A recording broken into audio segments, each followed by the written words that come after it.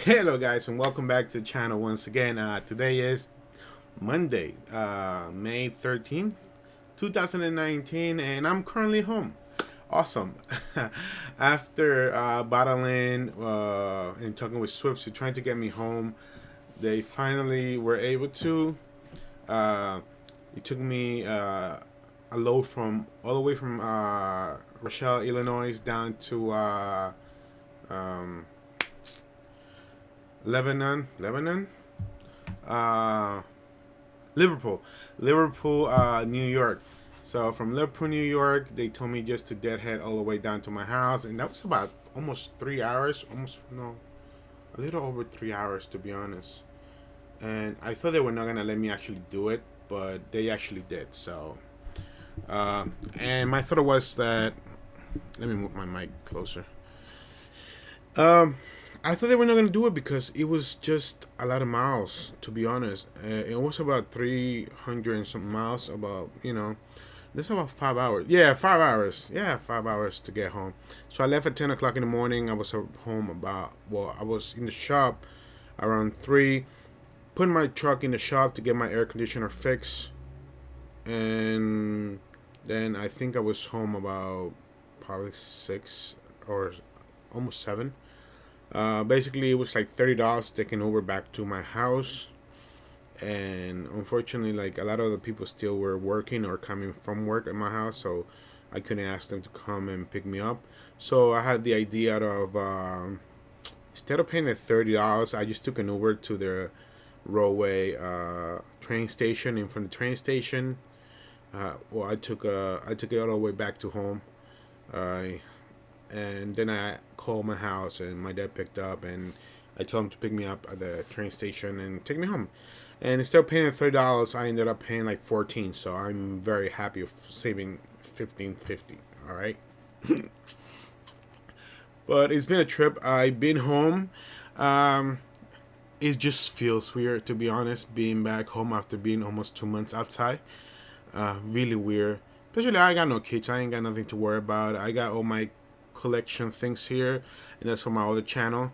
Uh, it was this is basically it was my background for my other channel that I have. I'm a very geeky person, and I've been to Japan, and I plan to go back again. I really loved it over there. My dream is one day probably just move there if everything, God willing, everything goes good. I know, but that's just hopes and dreams. I could actually do it, but uh, we'll see how life works out. I learned during my few years in this earth that what you plan is not necessarily what's gonna happen. So I'm just keeping an open mind and keeping moving forward. So yeah, I'm back home. I need to go get a haircut. Get this fixed. Go to my barber that I've been having my hair cut since I was like what 13, 14. So I've been cutting my hair with the same guy for almost that long. I am currently 34 years old, so I've been cutting my hair since I was like, let's say 14, almost a little over 20 years cutting my hair with the same person. So I'm just gonna go there. I had my haircut done with a couple of people before, and it was just not that good. They just, I don't know. Maybe I'm just being picky. And my haircut is really easy. I usually just do number one here and no beard. Um, Fortunately, like, see this? Patches. Patches. Patches. I would like a nice full beard. Patches. I got some here. Unfortunately, uh, I wasn't blessed with the genes to get a full beard. Sucks.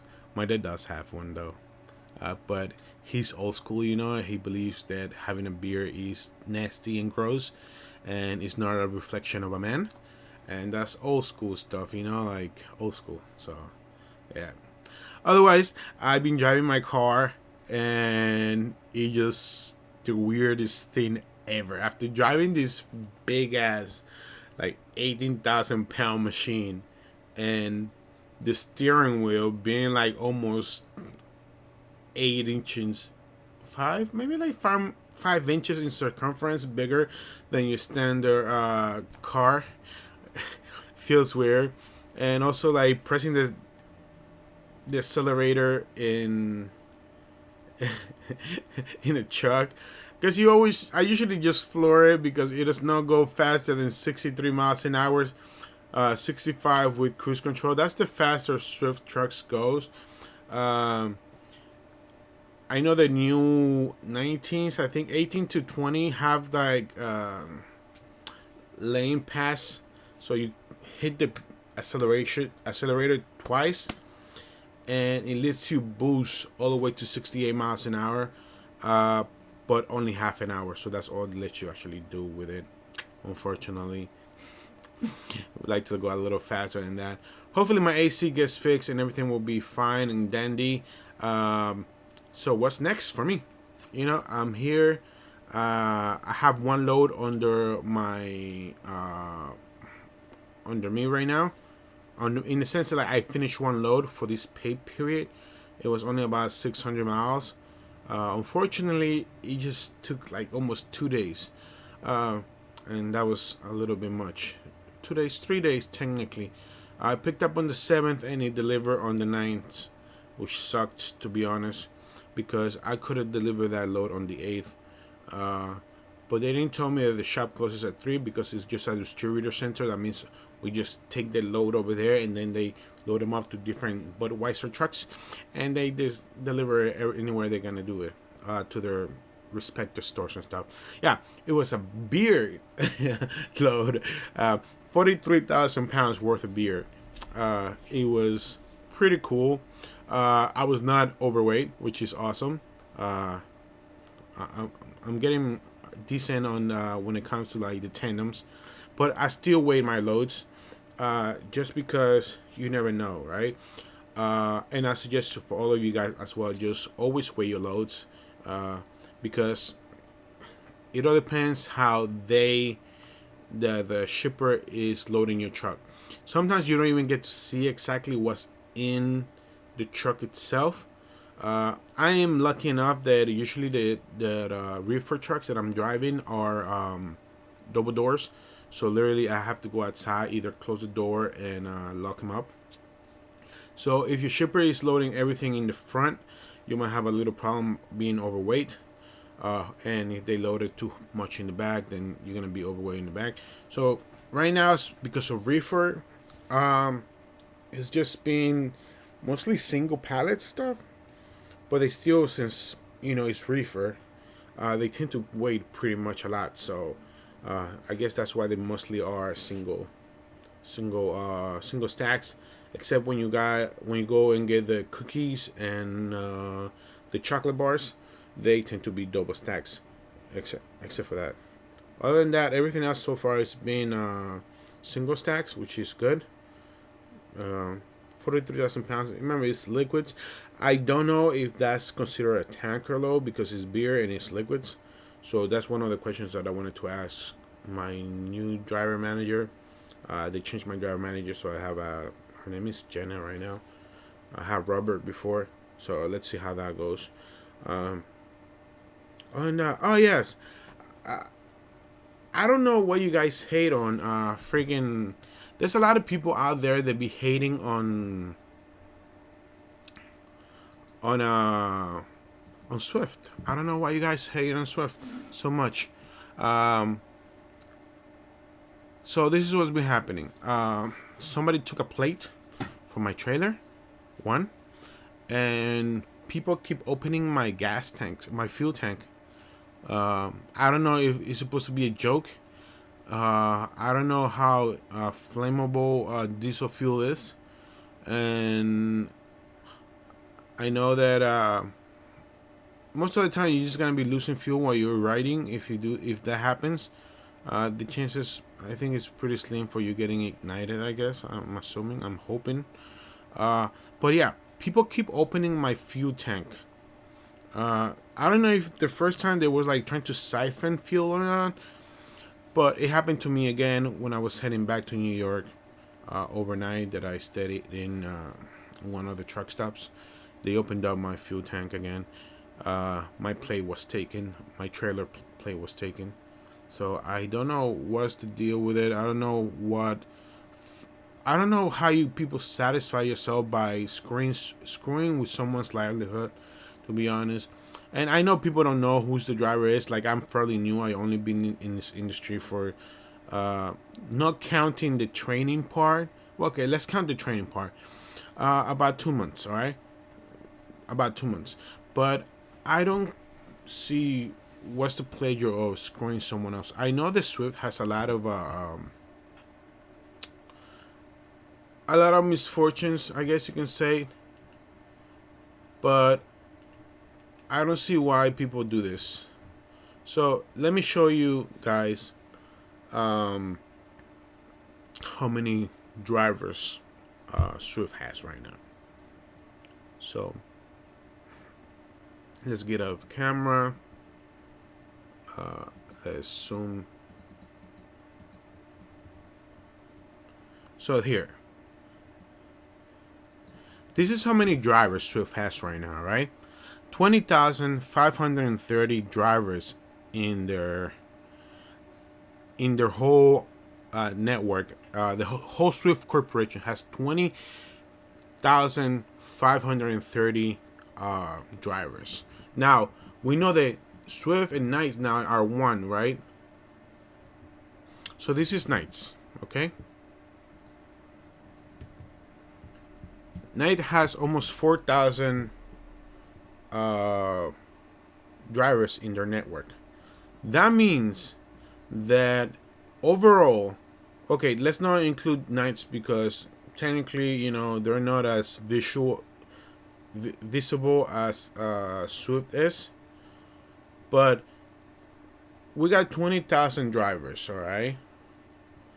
Which compared to other mega carrier like Prime has 8,600 drivers. So, yeah, the visibility is not going to be there when it comes to accidents. Even if Prime gets like way worse rating than Prime, the visibility is not going to be there because like we have the biggest fleet, I think, in the whole network when it comes to it. Now this is Schneider. Schneider has 13,600 drivers currently when you check on their DOT number in the network. 13,600. All right, I get it. Let's go back. I get it. Swift is going to be more visible because the amount of drivers we have in the road. And that means all the screwed up people are just going to be like, oh, look what Swift is doing.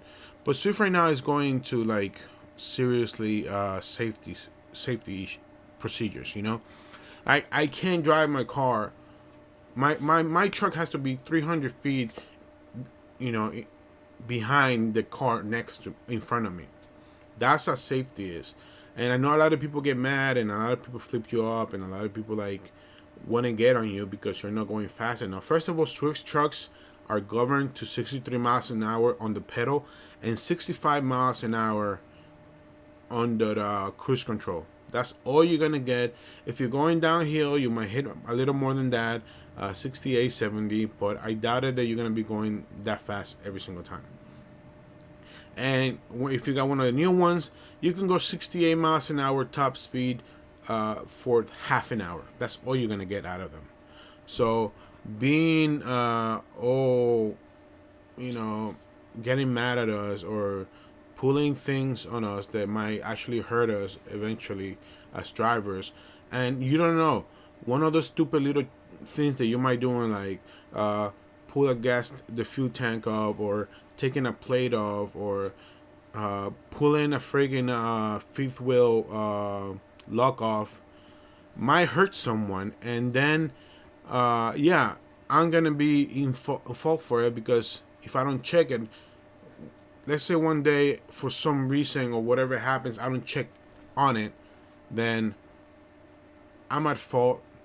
Someone died. I could die just because some dumbass over there wants to be funny and think that it's the funniest thing ever to have Swift drivers get into accidents just to record it.